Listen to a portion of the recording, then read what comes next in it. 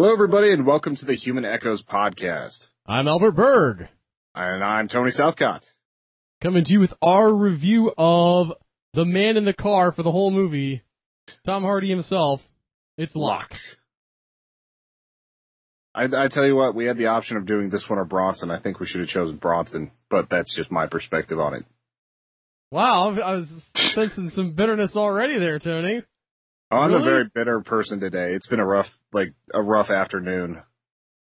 We can still do Bronson, Tony. The future is a wide open space that we can review whatever movie we want to in. But we are talking about Locke right now. I know. Do you want to release some of your bitterness? Because I thought this was a pretty okay movie. It's not the worst. I just remembered liking Bronson a lot more. Let's give a quick synopsis of this movie. You gave me a whole list of reasons why we shouldn't watch Bronson. You're like, well, I don't know. It's way too weird. I'm not sure you're going to like it. Like, no, well, I thought this was pretty like, good. The weirder it is, the more you're going to like it anyway, so we might as well just watch all the weird movies. But, anyway, Locke is a movie about a man in a car. He is basically heading to be at the birth of his bastard child that nobody knew about until this exact moment. And it's before a giant concrete pour, so he's trying to take care of business and trying to be everything to everybody, despite his life entirely collapsing around him. Yeah, so to be fair, okay, so the concrete pour is a little bit of a weird, you have to actually kind of get into the movie before you understand the significance, but he is the foreman of this massive, massive construction project, and his specialty is concrete. Like, he is the Leonardo da Vinci of concrete projects. And this is the biggest concrete pour outside of the military in UK history. Or even and Europe nuclear, history. Tony. Yeah, it's nuclear. Outside of military and nuclear, it's the biggest one. He's very, very accurate in this movie. He's a very fastidious person. Yes. The character. I don't have any idea if Tom Hardy's like that.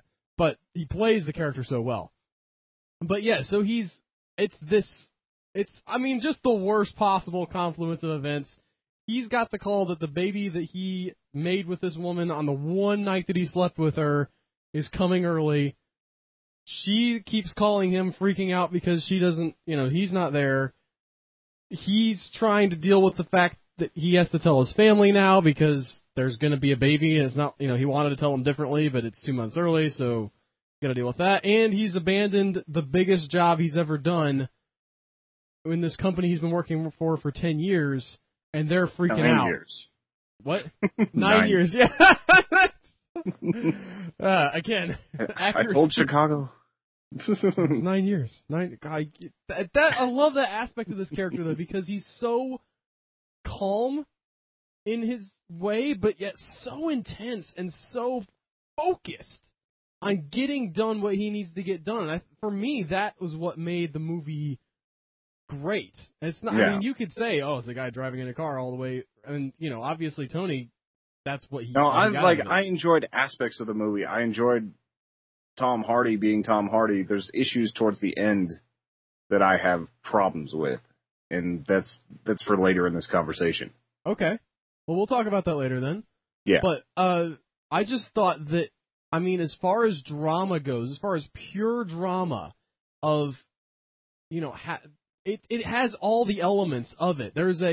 You've got the right kind of character. You can't have a weaselly kind of, I don't know what kind of thing I want to do character in this type of movie, right, Tony? Yeah. You gotta have, if you're gonna have this kind of confluence of events come in, you've gotta have a rock for them to hit.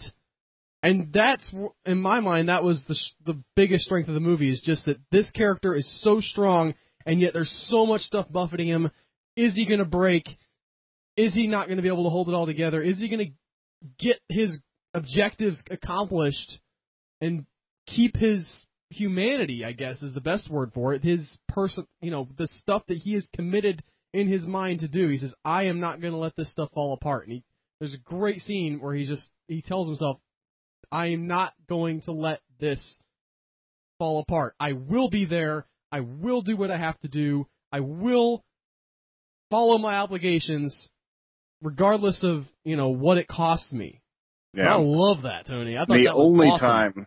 The only time you ever see him even lose his cool is when he's venting to basically not real spirit of his dad in the back seat. He's just railing against him because his dad is the reason why he's kind of become this solid individual, and not because his dad was a good person. No, basically he's set out in life to be, I'm not going to be like my father. So he, from what we can tell from context, he's a bastard, son of another guy who wasn't there for him, and then showed up like way late in life, and just like, oh, I don't want to be a part of your life now, I'm sorry. And he like, at this point, Locke is 23 like, years old. Yeah. and now his dad's dead, and so there's all the inner monologue you get is him basically just screaming at the backseat of his car at his imagined vision. There's not actually, they don't like CGI anything or like ghostly, it's just an empty back seat. But he's talking as if he's talking to his dad. Says, I'm going to dig you up. I'm going to get you out of the grave. I'm going to pull the worms out of your eyes, and I'm going to show you what kind of man you should have been for me. Man, that was, although I will say I found the talking to the dead dad thing a little bit like, I don't know. Like, I didn't really buy that he was actually saying all that stuff out loud. Maybe I'm too cynical. Well, they showed that he wasn't saying all that out loud, because there would be times where you heard the monologue, but it showed him from like the side view where he's sitting there with his mouth closed. Like, so they were just representing his inner monologue as him shouting to the back seat, basically. Okay, I may have missed that, but in that case, it makes it a lot more palatable. Yeah. But it's just that. Well, even if it is one guy in his car, like, I see people talk to themselves all the time while driving. I talk to myself while driving or when I'm fixing things. Like, I talk to myself a lot, and I've gotten mad and yelled in the car and everything, too. So it's not like it's completely, impossible, especially considering the pressure that he's under.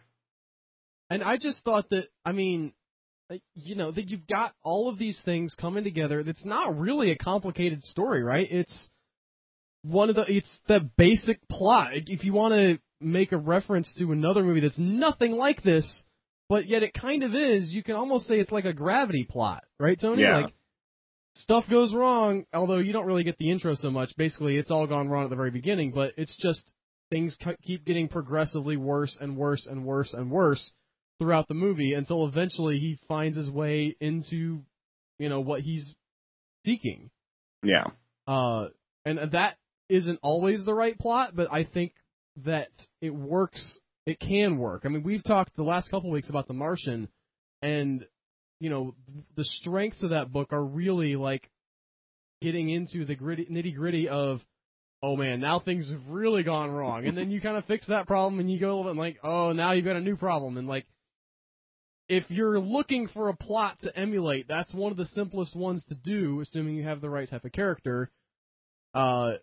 And this guy, again, really the right kind of guy to power through that stuff and just... But, he still has that fragility, too. He's still got... you see his humanity through it. It's not like he's the Terminator or something. Yeah. This guy, you have these... You see these glimpses of the issues he has with his wife, where he's probably spent way too much time on the job, probably has a hard time connecting with other human beings. In fact, we see... that he's so steadfast and so strong that he won't even, like, say something to make somebody feel better. Like, that he knows is not true. The woman that he slept with, she's all emotional and giving birth, and she says, well, I figured if you're coming, it must mean you feel something for me, right? And he's just like, I'm going to be there. And what he said to that was, why would you think that? Not even, just, I'll be there. It was just, why would you think that? Well, that's when, she said, I assume that you love me or something. She went a little too far. I think that, he cares about, the way he talks about her, you can tell that he's maybe not, interested in her, but he feels sorry for her. He cares about her as a person. He's just not in love with her. Yeah.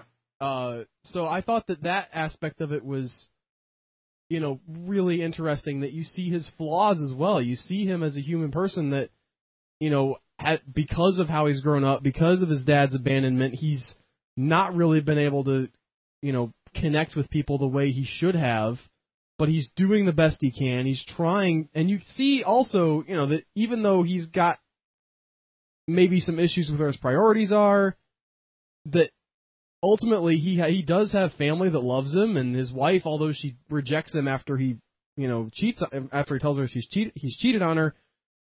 It's clear that she did care about him. She just couldn't accept what he'd done, and his kids. Well, that's why she's like locked herself in the bathroom and is getting sick off of like worry and anger and everything else.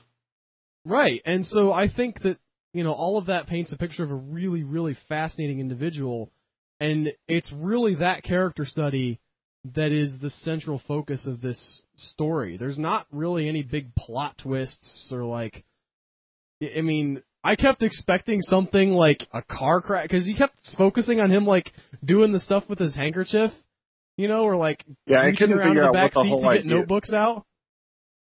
I don't see what having him be kind of sick at the time added to the movie. I was trying to figure that out, if it's just, like, another thing that's gone wrong, or what, because it didn't really seem like it added anything. Yeah, I kind of got the same vibe from it. When I was watching it the first time, it may add a little suspense, because you'd show like police cars going by, and I was like, what is going on here? And maybe like the second time I'm watching through, I'm like, what if there's a whole like other story going on where there's some kind of like influenza outbreak that is about to wipe out everything on Earth, and that's why maybe it's some kind of a zombie thing, and that's where all the police cars are going, but nobody he's talking to knows about it yet.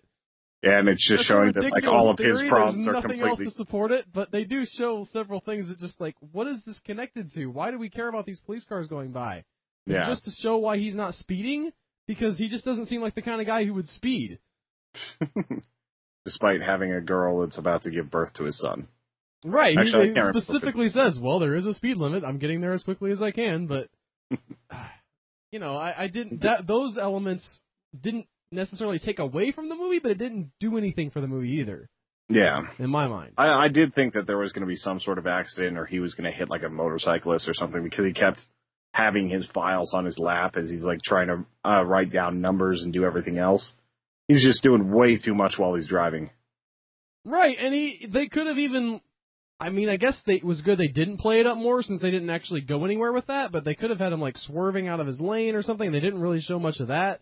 He's just fine. Like, you have all this tension of, like, maybe he'll crash, but that's not really where the tension of the movie is. Yeah. So, to have that aspect come in is a little bit, I think, of a misstep, in a really good movie, admittedly, but it doesn't, it almost takes away from just the focus of him and his personal issues. Like, it's all about the inner conflict here, which is why you don't have to get outside the car or, have any big action sequence or anything like that. Or see another face in the entire movie. Like, right, it's just him. Like, you see some other people's him. boots, like, at different points, and that's about it.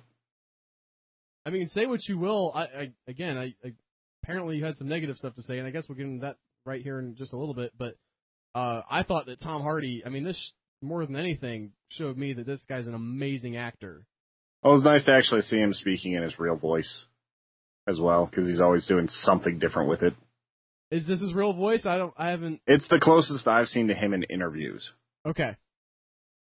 So, maybe I'm a little bit mistaken on there, but I thought that this was exactly how I've heard him in interviews before. I'm not arguing, I just know that he has a lot of voices, and it seems like, that he can do.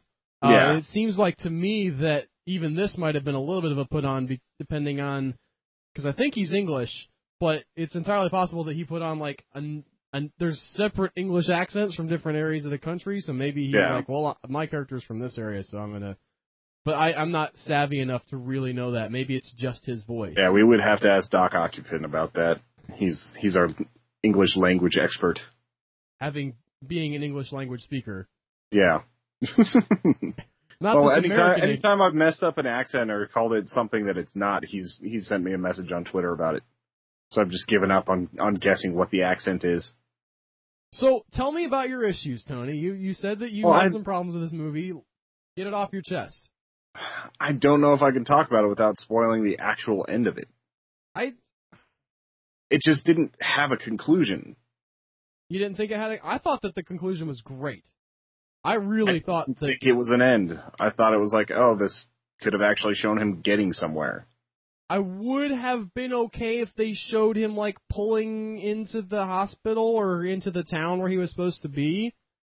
I would have liked that. The only conclusion was, like, the affirmation of little bit of what he was doing. Like, the justification for it. I didn't think it was enough. I felt like that the scene with his son, where his son is talking about the soccer goal. Just like pretending nothing's happening. Yeah, well, especially the last one, because they talk, he's on the phone. That's another one of the elements is his sons don't really know what's going on, and he's not talking to them because he doesn't, it's, for one thing, it's none of their business, really, and also he doesn't, they're very young and they don't. I don't know, your parents' divorce is kind of their business. Yes, them but having he's got to let the wife deal with it first, Tony. I'm not saying that they aren't going to find out, but he's dealing with it in the correct order, at least in his mind. Yeah. So he's on the phone with them, and they're watching a big soccer match, which he was supposed to be there to watch with them. And, as the game goes on, they call him, and they're like, there was an amazing play. And, of course, everything's falling apart for him. But he takes time to stop and talk to him about it. And then his son calls back, and at this point, his son realizes that, something's going on. He hasn't exactly figured it out, but the mom's basically said, he's not coming back. And, yeah, his life as he knows it is just completely changed. Right, and you can tell the son is freaked out. He says, Mom says you're not coming back, and he's like, no, where would I go? I'm going to be there. I'll be there for you. And, even though the son doesn't really understand what's going on, he's scared, and, everybody, even though Tom Hardy's the only person you see on film, I felt like all the people who, you heard their voices were, did a really good job, and especially that kid. But he comes through with that, just talking about the soccer game and, the bond that they have and the way that he kind of says in his own kid way, hey, man, it's going to be okay. We're here for you. We love you.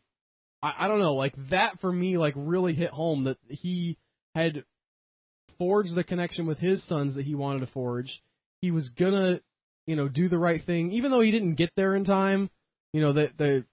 I guess you could put a spoiler on this. It's been out for a while, and it's not really a movie with a twist or anything that you're like, oh my gosh, I didn't see that coming.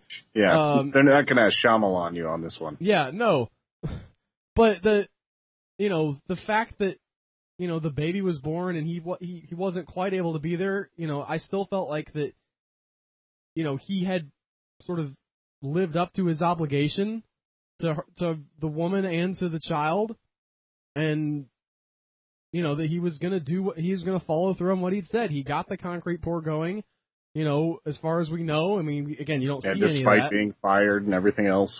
Right. Even though he had lost his family and lost his job, he accomplished the things he set out to accomplish to do. He overcomes those odds. And I thought, while I was a little bit there was a part of me that wanted more. I'm not going to say that I was just oh, well, that's the end. I felt like it was the kind of I want more that you got almost at the end of Monsters Incorporated, where it's I don't really want to see what happens next with this guy. Rather than they cheated me out of a movie. What was that? But I was more I'm ready to get off this ride. Okay. I felt like it was very powerful. Tony disagrees. It wasn't that it wasn't powerful. It's just you have Tom Hardy, you can do more. I don't think that he could have done more. It just kept him from making a cool action movie at some point, I guess. I don't know. He did that 3 times.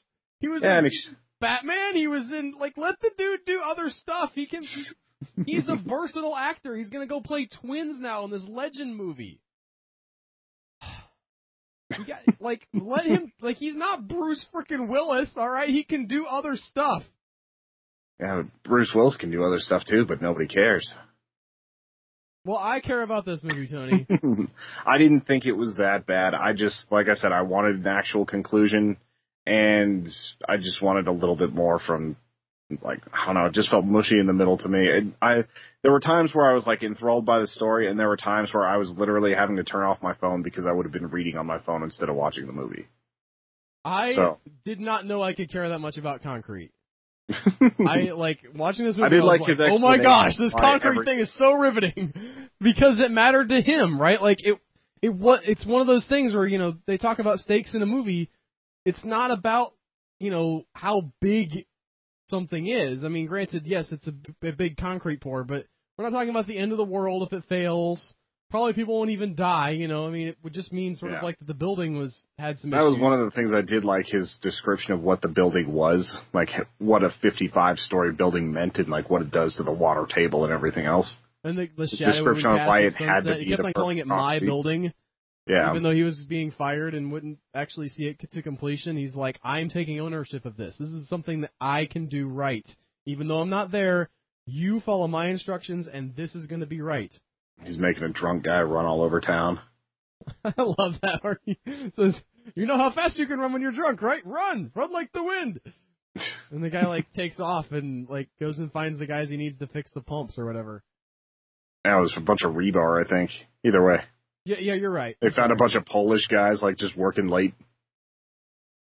Just has connections. He's like, I know a guy.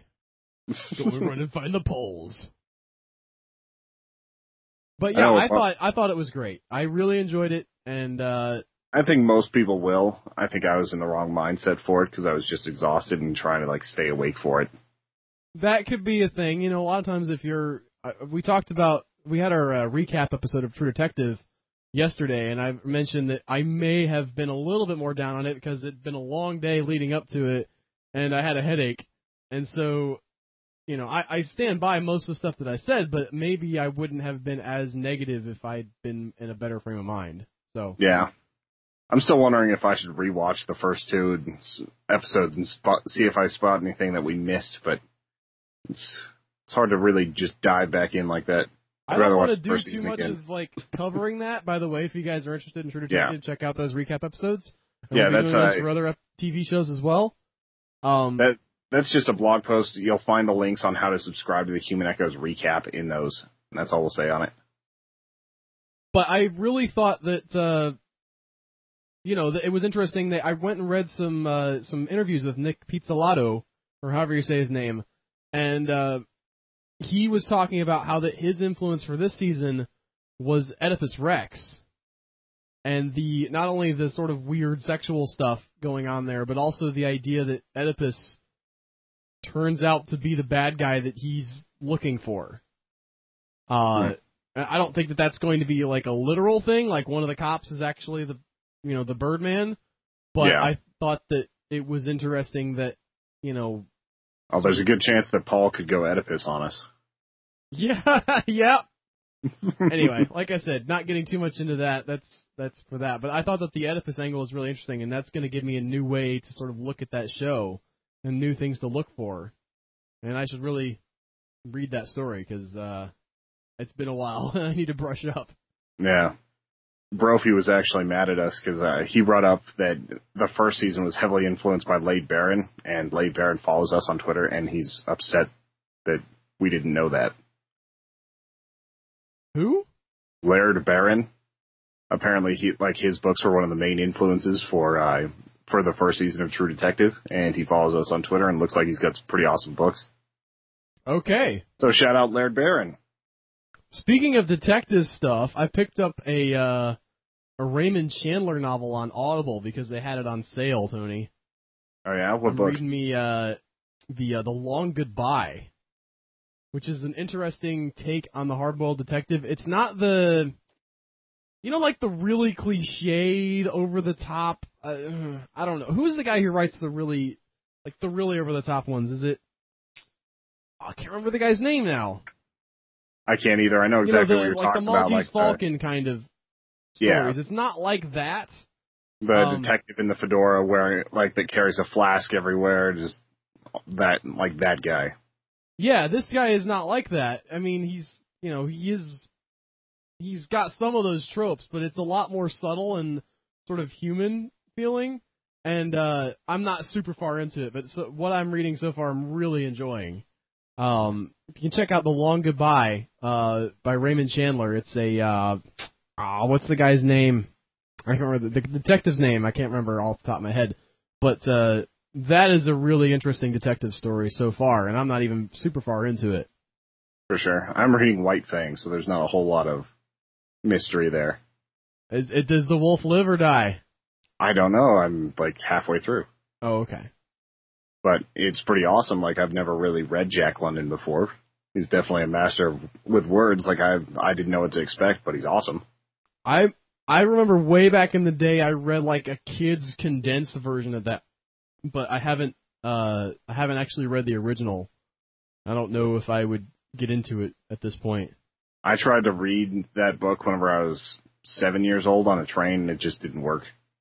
A little beyond my comprehension at that age. When you're 7 years old, you just want some aliens. And, yeah, you know, pretty much. I don't know, like a kid with superpowers. Yeah. That's what I wanted. Or something like Inside Out. Aliens ate my homework. That was my jam. I think I have that book up here, actually. I think we've talked about it before. Animorphs was my jam at that age. Animorphs is also good, although I didn't get into that until later. I was probably in my early to late teens when I started reading Animorphs, and that, man, I wish they'd made a better TV series out of that. Yeah, like I was so excited, and then I watched the TV series, and it just was like, this is just bad. I mean, why did you ruin it, Nickelodeon? Why? Well, probably because it's Nickelodeon. Yeah. They're not really made for the... I mean, Animorphs was a heavy series. Yeah, definitely. So much, like, you know, drama and, you know, these kids... It really brought home the sort of, like, high school hero thing. Yeah. Where you had, you know, it's like people having to save the world and then go and take a class. You know, it's like, oh, you didn't study because you were saving the world, so you got a D. Congratulations. Yeah. And if they do too badly, the Yeerks might know who they are because they're just missing after all these battles and things like that. It's right. Good stuff. Fortunately, they had robot friends to go to school for them if they needed to skip. But the robot friends wouldn't help them in the Yeerk battle because they were pacifists, which is the wussiest explanation for why they didn't just... Stupid robot dudes! I'm upset about the robot dudes still, Tony. They could have been like the Hork-Bajir. They one time, and then they're like, nope, we're done. Never again. We're just here as plot convenience now, so you guys can get out of school, and we'll make ourselves look like you and be in school for you. I bet you there's some really weird slash fiction from that. Oh, from Animorphs? Yeah, you bet. Yeah. I don't even want to go into that territory. That would just be bad. Are we done talking about Locke? I think we are. I think I am. There's not a ton to say about the movie. It's more or less a straightforward story. Yeah, and it's on Amazon Prime, not Netflix. What? It's on Amazon Prime, not Netflix. Yes, unfortunately, you can't get it on Netflix yet. One of these days, maybe. But keep an eye out. Also a cool way to get videos. And $2.99 if you don't have it. So not exactly breaking the bank. I want to talk about, speaking of Amazon Prime, I can't talk about it too much because it's next week, but I saw Big Game this week, and I'm so excited about that because it was a good movie. Big Game, for those not in the know, is a possible sequel / spiritual sequel to a movie called Rare Exports that we reviewed a long time ago, like in the first 20 episodes or so.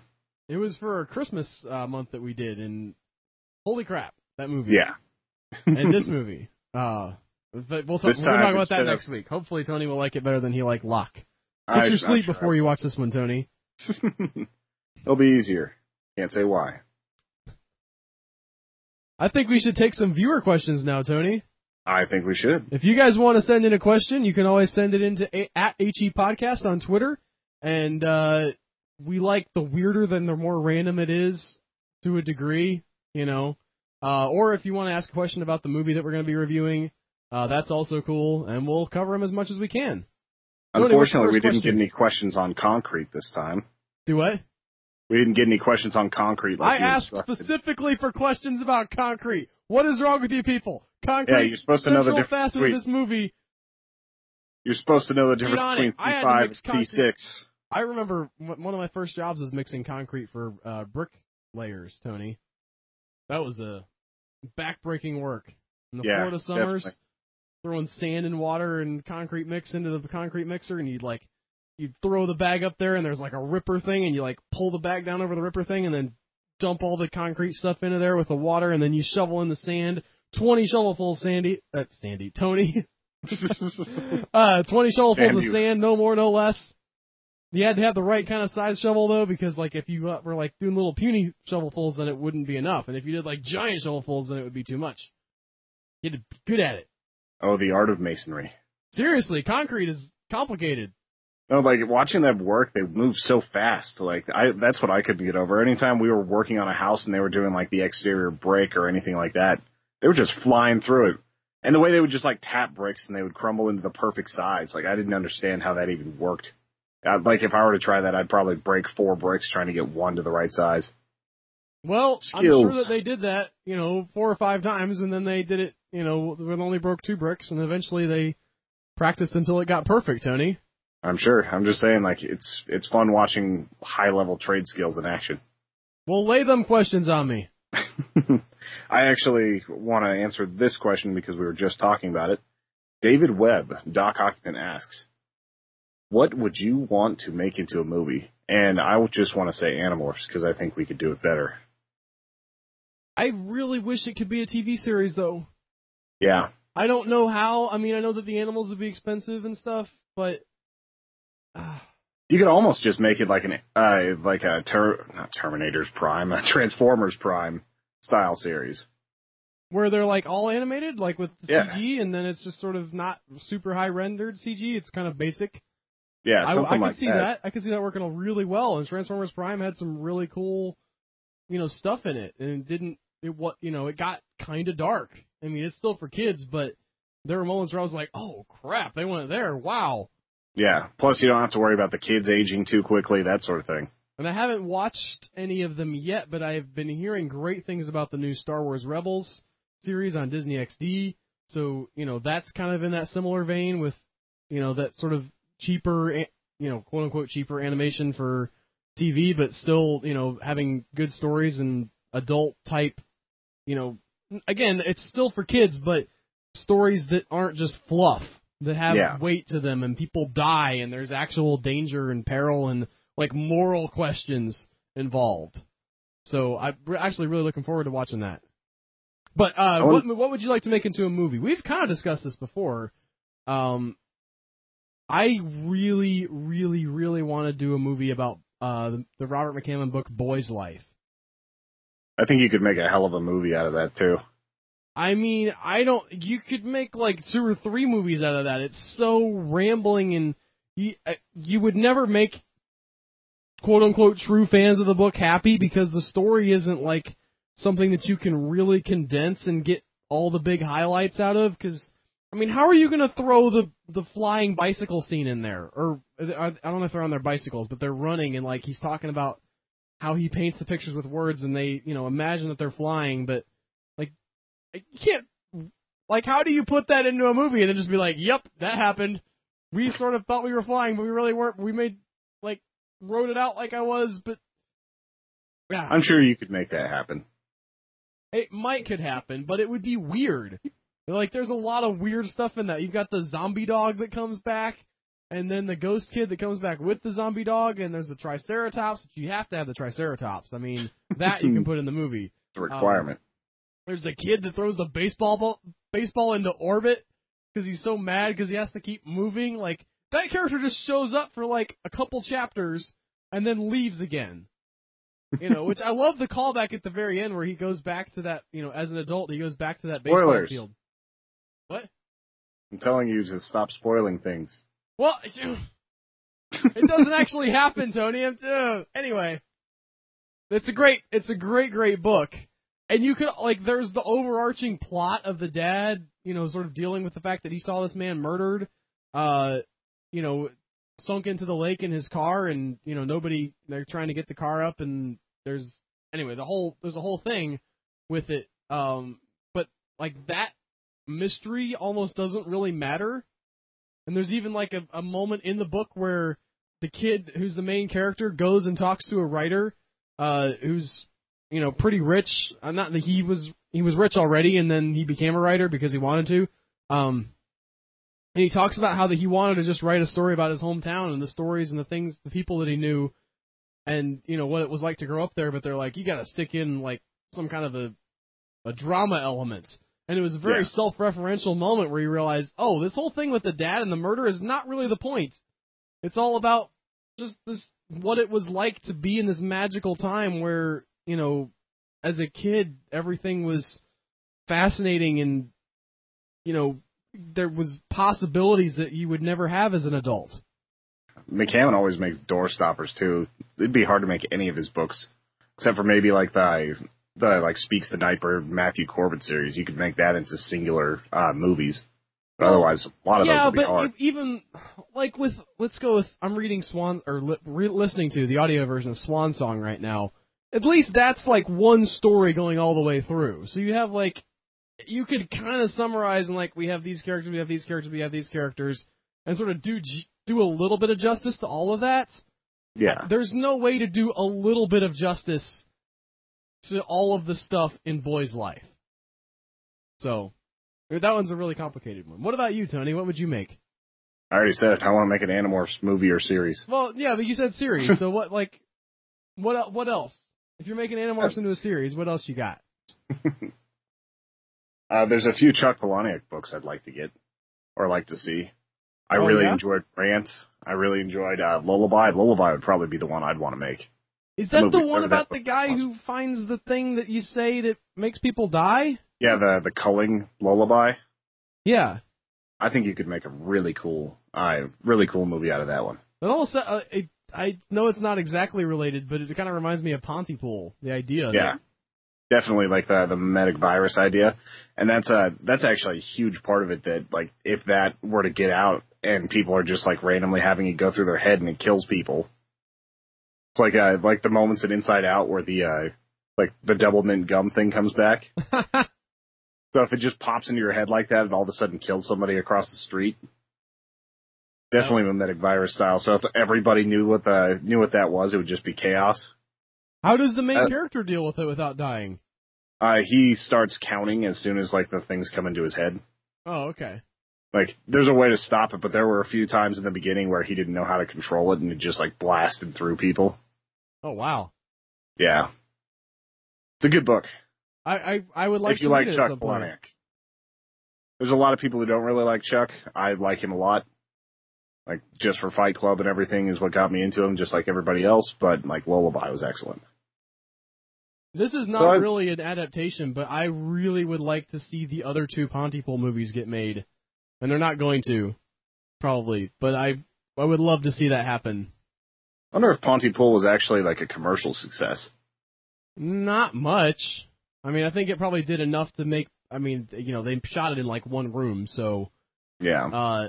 It probably didn't cost that much to make, but I don't think it was successful enough for them to be like, all right, we got to do another one. Do more stuff this time. Let's get out of the room. Which is what they wanted to do. There was Pontypool was supposed to be the first one, and then I've talked about this in the past. Pontypool changes everything. Those would be the the movies in the series. They didn't get them. Upset. I love seeing it like on so many different horror forums. How often that movie pops up. Definitely a sleeper movie. A lot of people need to see that. Next question comes from She's a Super Geek, which is at SAS Geek Podcast. I met her at Comic-Con. She's awesome. She's basically trying to run a podcast that highlights female GMs in gaming, since that's kind of rare, even though I've only ever played Dungeons & Dragons with a female GM. Still awesome. It's a really cool podcast, and you should check it out. She's asking, Mary Shelley, first modern horror author or not? I don't know if I've done enough research to really answer the question. I know that she was basically one of the first ones to do a true post-apocalypse story. With The Last Man, I think it was called? Yeah, it was The Last Man, and like it wasn't really well received at first, and then kind of built up a cult thing over time. So I don't, like, you could say she pioneered that. It's hard for me to say without looking deeper about if she was the first horror novelist or the modern horror novelist. I want to say no, just because I've read Frankenstein, and while there are elements of it that are horrifying, especially like right after he creates the monster, he's just freaking out, like, what did I do? And then he goes back to the bed, and the bed's empty now, and then he like freaks out and like goes and hides in his room, and the monster's in his room there, and you know, like that element is pretty terrifying, but you know, it's not a Stephen King novel. There are, you know, it's a lot of philosophical stuff, really. She's talking about the human condition and what does it mean to be human. And wasn't that like same era as like Bram Stoker and everything? I don't know. I was gonna say, what about I'm gonna pull this up. Or even if you look up at a lot of a lot of older fairy tales, like a lot of those were genuine horror. Yeah, but then we get into the question of what's modern, right? Yeah, true. Frankenstein was published in 1818, which is way before Edgar Allan Poe or any of those guys hit the scene. There were a lot of the what did they call them? I started reading way back in the day, and I didn't finish it. They didn't ever get really supernatural, but they delved a lot into sort of that people were afraid of the supernatural, things like the Mysteries of Udolpho. But again, that's not really modern. These were like sort of the earliest versions of novels, the proto-novel, where it was kind of this gothic sort of... Yeah, gothic was the word I was thinking of. Right. And there's horror elements to those. So I guess it kind of depends on where you draw... First of all, where you draw the line with modern, and secondly, where you draw the line with horror. But I think she contributed. I mean, it's impossible to say that, you know, while I don't think that she was a horror author in the sense that we would think of it today, Frankenstein has become a staple of horror, the horror genre. Yeah. And, you know, sort of the stuff that she created, the idea of creating life and yet not being able to control that life artificially and whatnot, we are still seeing the echoes of that today, you know, even in, like, Age of Ultron. You know, you have... Yeah. Stuff like that, where it's like, you know, you make something and it comes alive, but you can't control it. Or, you know, I, Frankenstein. Yeah, okay. No. I almost watched that movie because it was on Netflix. I was like, I almost want to see how bad it is. It's kind of like Left Behind with Nicolas Cage. I didn't even have fun watching that one. I was not, it was bad enough where... I'm a little worried that's going to make an appearance on, like, our... Viewer's Choice Month. Well, I mean, that and Pippi on the Run. Yeah. You haven't seen Pippi on the Run. You don't know. Maybe it's awesome. Could be. All right, next question. What are a few of your favorite werewolf movies? Scott Gregg, at Scott Gregg 1981 on Twitter asks.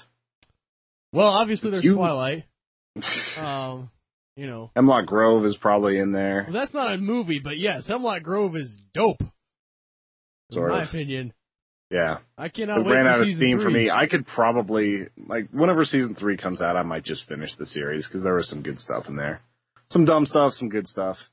I love the whole pulp sensibility of that series. Like, just really enjoy it. It's sort of like...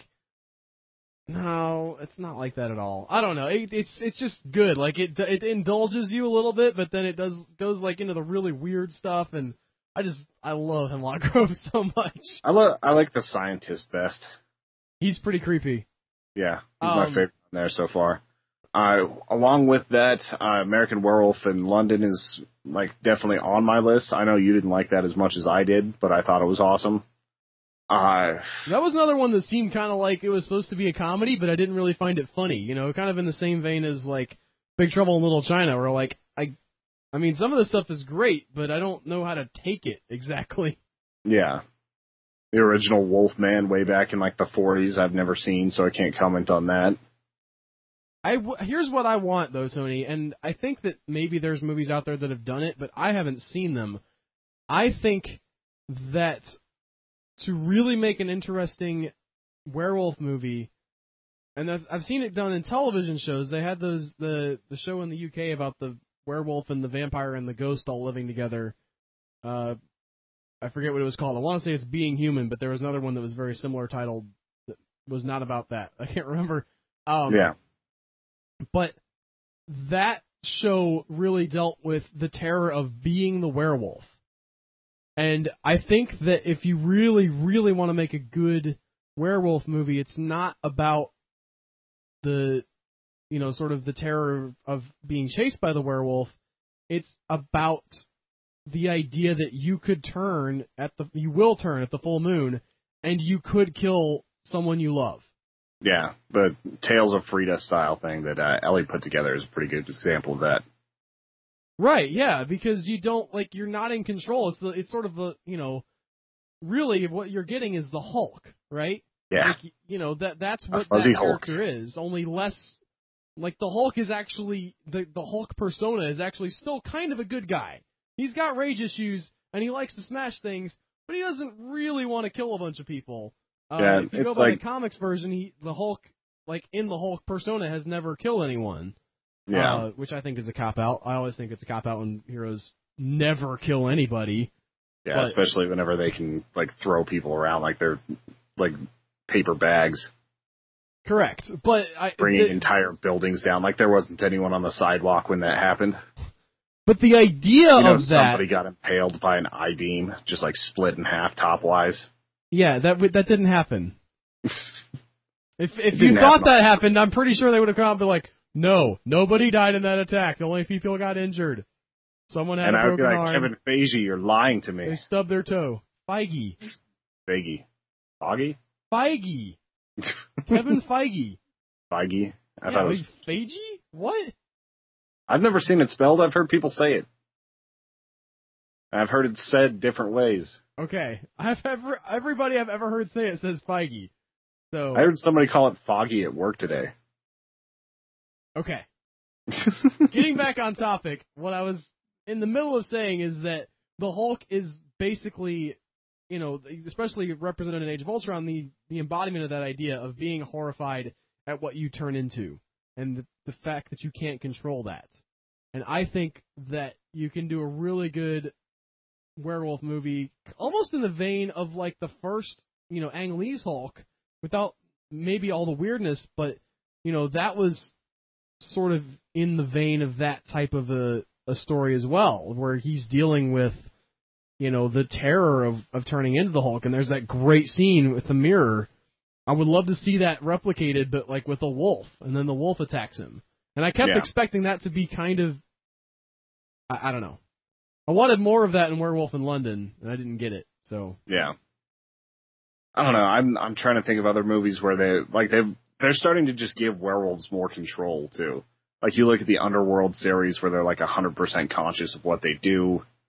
Like, yeah, because it's cooler that way, right? We got to do with the cool thing. We can't go with, you know, the actual horrifying truth of that you're not in control. You know, everybody wants to just look at the vampires, right? They're really nice people, you know. Some of them are bad, but they don't even really want to drink your blood, Tony.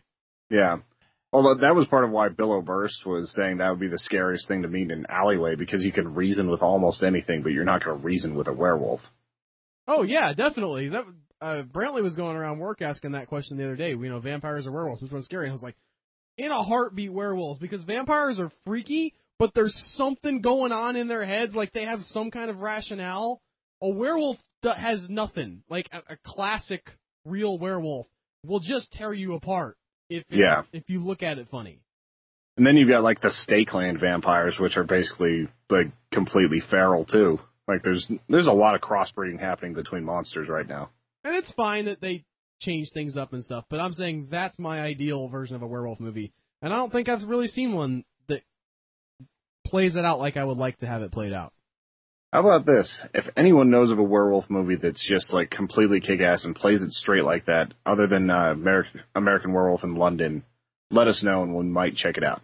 I've heard that the original Wolfman has a lot of that in it, so maybe we should check that out, Tony. We should just do a classic movies month where we do like classic monsters month.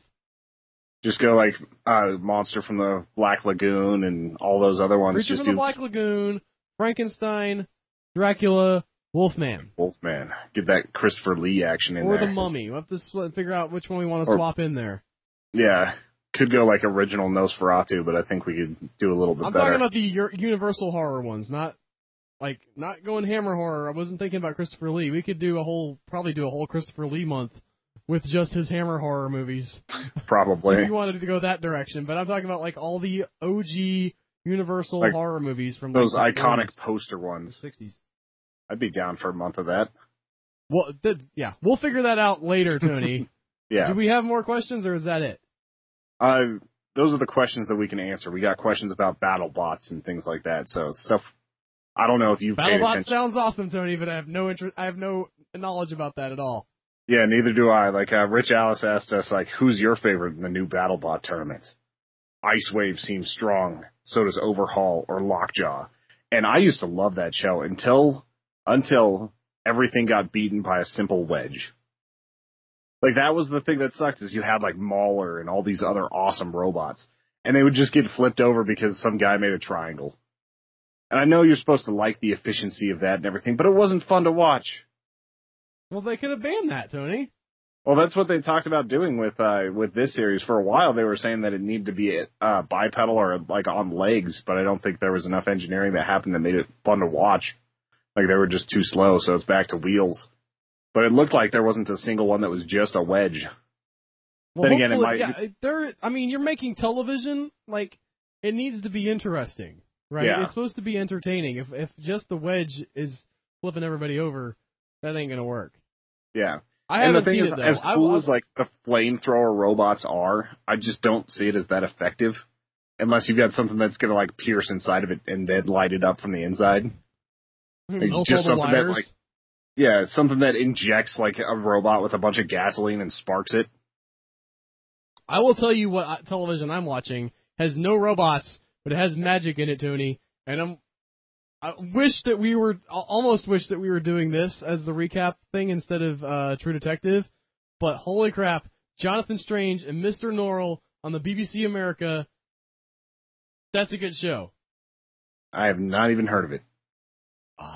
It's based on a book. Have you heard of the book, Jonathan Strange and Mr. Norrell? No. Okay.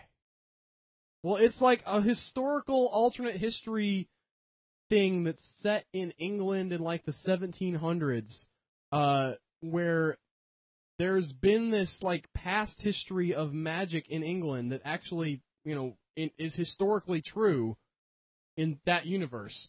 But it's fallen away. Like, nobody's doing magic anymore, and people just study books of magic and talk about the history of magic, but, you know, nobody's actually doing it. So this one guy is like, well, how come nobody's doing magic? And he kind of goes to the Society of Magicians in his town. They're like, that's ridiculous, you know, asking us to do new magic. Do you ask an astronomer to put new stars in the sky? And, you know, so he goes like, this isn't cool. And then he goes to, like, this other magician, Mr. Norrell, who is like this really uptight little kind of, I don't know, like I didn't necessarily see him that way when I first read the book, but I love the way they're playing the character as this sort of very fastidious, you know, little man with his little wig and everything. And this is you know, I gotta ask you, Mr. Norrell, like, why has English magic fallen away? Why isn't it being done practically? He's like, well, you're asking the wrong answer. I'm doing magic almost all the time. And they're like, what? He's like, yeah. And then it kind of follows from there where he sort of rises into prominence, and there's this other guy who becomes a magician who's completely opposite of him. He's just like almost making it up as he goes, but he still needs to learn some of the basics from Mr. Norrell. So he's like this wild, almost crazy soul, you know, going around and, you know, doing his magic like just off the cuff. And Mr. Norrell's like, we have these books and we do this and we do this and we do this. And both of them like dealing with the visitors from the fairy world, not like Tinkerbell fairies, like terrifying, grim fairy tale fairies that take you off and make you dance forever.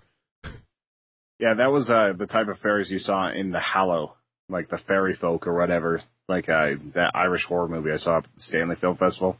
Pretty sure that one got picked up. I don't know a release date, but there's some messed up creatures in that old folklore. Well, these are sort of like, you know, this is English, you know, so they're all like English fairies. And the one guy is like, the main villain of this is the guy named the Gentleman with a Thistledown Hair. And he has a castle called Lost Hope.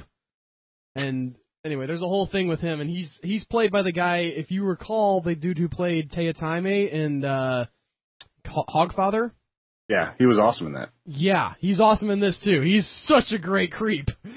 He's so good at it. I don't know if he's like a wonderful, normal, upstanding guy in real life, but he plays that creepiness so well. And those eyes and everything just really comes across. Anyway, for those of y'all who haven't heard of it, check out Jonathan Strange and Mr. Norrell. It's pretty legit. And read the book, too. Is it on Hulu or anything, or is it just on BBC America? I'm sorry? Is it on Hulu or any other thing other than BBC America? I have not checked, Tony. Maybe I should. Yeah, because I haven't watched TV in like 3 weeks, other than True Detective. The So, tricky I thing need about to check BBC things America, out. too, is since they're importing from the BBC, and the BBC doesn't do commercials, is that you get, like, weird commercial breaks in between scenes where it doesn't feel right. Like, American television is geared toward that. So you have big, like, bum, bum, bum, bum, and then, like, you know, cut to commercial. And this is just like, here's the end of the scene. And then they cut to a commercial. And it's weird. I don't know how else to describe it, but it just doesn't feel right to have commercials because it wasn't designed to have them, but they gotta have them because it's America, and we're not paying, you know, subsidy for our television each week. Yeah, we are not communists, okay? Well, those communists are making some pretty darn good television, Tony. That's all I'm saying. Communist Doctor Who, Communist Jonathan Strange, and Mr. Norrell, whatever. That BBC stuff is pretty legit. I hear that Canada actually does a lot of really cool film grants for people wanting to make movies. Like, so long as you prove that you're only using Canadian people. Oh, interesting. Also, they have the big, you know, stuff filming up there in Toronto, and there's the Toronto Film Festival, and International Film Festival, TIFF, is a big one. Yeah. It's like almost as big as Cannes. Yeah. The United States needs to get on the ball with some of this stuff, you guys. Yeah, we've got some Raise good my ones. taxes. Make What some more do we movies. have? We've got Sundance and a couple others that are huge. Yeah, I'm not saying we don't do any movie stuff, but it's like, you know, the other places, and some states are doing it too now, where they're like, you know, sort of like, hey, we really would like you to make some movies here. I've seen a lot of movies coming out of Georgia's a big part of Louisiana. it. Sorry? Yeah. I just repeated what you said. Louisiana's all over that. Like, there's a reason why Jen, the woman who did our logo and everything, she's been having all sorts of luck finding smaller acting gigs. She's actually in the Joe Dirt 2 trailer. Oh, is she? Yeah. I gotta watch that now. I didn't realize she was in the trailer. Yep, she's one of the bridesmaids in a scene there. Awesome. But she says so long as they're making movies in the 1800s and the 1960s, she'll have a role. But like the Final Girls, which was my favorite from the Stanley Film Festivals, Louisiana, there's just a lot happening down there. True Detective, the first season, probably brought that up a little bit too. Yeah, man. Good thing we moved the second one to California. Yeah. That exciting locale. I'm not going to trash True Detective. I think that's actually one of the things I haven't liked is that like it looks like every other thing that's in LA, and like that's okay for like Nightcrawler and stuff, but sometimes LA is boring. It's all there. There's more country. Yeah. There's other stuff out there besides LA and New York, guys. Come on. Pretty much. They could have put one in Florida. We got all kinds of cool swamp. Of course, that would still be like, you know, sort of. Or you could make an insane one in Florida. You could do so many different storylines there. Although you could do one on that dragon lady I used to talk to. Which dragon lady you used to talk to? The woman that said that she was going to prove to me that that God existed by flying me out to Florida and taking her out to this swamp to meet the 5 elders that tell her the future. Oh, how did you not do that, Tony? Because I want to live sometimes, okay? This is for the podcast, though. Are you I know, still in I could contact probably with still her? contact her. We can make a found footage film, Tony. It'd be real horror. Yeah. It's a missed opportunity, I'll admit that. It definitely was, because she was willing to fly me out there, and she's really hot, too. Like, just hot and completely crazy. Like, it's all the settings for me to have this end up going Tusk with it. Like, seriously, like, I'll get down there. It starts out like Red State and ends like Tusk? Pretty much. I'm getting catfish down there or something like that, and I end up in a shack in the Florida woods, and Al has to come rescue me because I'm able to get, like, one text message out. And it's just a picture of me, like, being sprawled out on something horrific. Okay. You took the, like, selfie. No, they were just Mondays. videotaping it with my phone. You can see my spleen. I just upload it to YouTube, and that's the only way you know. Like, Well, my you would be data plan uploading works in the something to swamp. YouTube, Tony. What's that? That would be a change. Hey, I made a green screen specifically to start making YouTube videos. Promises is all I have to say about that. I will believe it when I see the footage. Hey, my green screen is awesome. That thing was a fun project. Okay. Plus, like, we have to, like, vote on whether or not we do new channel stuff, apparently. I have to make something of quality that is worthy of the podcast. Well, you just sit can, there. Tony. You can make cool stuff. I have faith in you. You got to do something though. You can't even if it doesn't get put up, you got to at least. Oh, by the end of this, I'll know stars. more about actually using green screens and things like that, even if it never gets up there. But I think it's going to get up there because I like a couple of the concepts I've come up with. Shoot for the moon, and you'll get at least 4 or 5 feet above your head. Yeah, I'll get 12 hits. That's very enthusiastic 12 hits. Yes, that's 5 likes, so it'll be a good ratio there. Yeah, and whenever you look at the minutes, they'll watch the whole thing.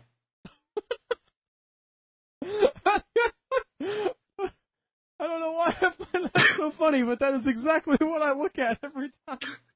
Every day, I'm opening up the little YouTube thing, the little YouTube creator app. Oh, what do we got? Oh, another views. Oh, where's our percentage at? How much percentage did they watch? I check that stuff way too often. Yeah, I do too, but for the podcast hits.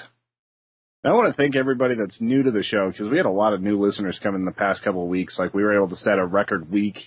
It's been a lot of fun. We're in our record month. We've got 1 day to hit this certain record I want to. By the time this comes out, it'll be too late. But it's been a lot of fun, and I'm glad that you guys are joining us. It's awesome to see the growth we've been having. You guys, stop downloading the podcast. No, it'll be too late for need. that. By the time this comes out, we will not be able to break the record ever again. Certainly not next month. We don't have a shot at that. This is the only month. Go away. We're so close. We're so close. You've missed your opportunity. I just want to hit the milestone. I think we should wrap up, Tony. I think so, too. We love all y'all guys. Keep listening. Thank you guys so much for listening. You guys know the drill. Go to humanechoes.com. We're going to ask you for money. The PayPal link on the right-hand side. If you enjoy the show, click the donate button. It's only you can subscribe for $1, $5, $10. It lets us put on cool stuff, lets us get new equipment, lets us do better. Basically, it's just a way to keep this thing running. We're 146 weeks strong, and it looks like we're just going to keep on rolling. But it happens because of your support. So thank you very much for the people that have donated. If you haven't donated and just have a few extra bucks and feel like it was worth it, click that link and help us out. Yeah, we call it the tip. We did call it the tip jar for a while, and there's a reason for that. It's because, if you got some good service at a restaurant, you wouldn't mind tipping a couple bucks. And we're not ashamed to say, we put some work into this. We try to make it as entertaining as possible. And if you feel like you got good service, it was worth a couple bucks, we would sure appreciate it if you could throw it our way. And for those of you who already do, you are awesome, and we love you. We secretly celebrate you. Stare at your avatars longingly. Oh, I was going to say, that's not a secret for me. I'll celebrate right now. Celebrate people who give good money. Come on! Anyway, what are we watching next week? Next week, we are watching my most anticipated movie of July 2015, Big Game. I want you President guys Samuel L. to Jackson at least gets saved by the kid from Rare Exports. I just found out when we did our True Detective thing, I was talking to Danny Brophy, and I double-checked, and I thought for sure it was a direct sequel to Rare Exports. It is not, but it has the same actors playing the dad and the kid. What the heck, man? Just make it a sequel. He blew up Evil Demon Santa. Now he's saving President Samuel L. Jackson with a bow, because this kid's awesome. Yeah, exactly. You guys need to at least check out the trailer that'll be in the link dump for this episode. Yes, check. Well, and you can rent it on, it's not on Netflix yet or anything, although it probably will be. Yeah, I'd say it's probably within 6 to 8 weeks. I bought the digital thing because I wanted to see it so bad. I got it on Amazon. You can get the HD, buy it on Amazon for $15. You'll own it. And remember, forever, support the world. Alive. Support the movies that you want to be made more of, especially for these ones that are kind of international releases and all that. So I'm going to be buying the pay-per-view. I might buy the DVD, but I'll probably go with the pay-per-view this time. It's going to be awesome. We will review it next week. You guys have an awesome week, and we will talk to you soon. Bye, guys. Bye.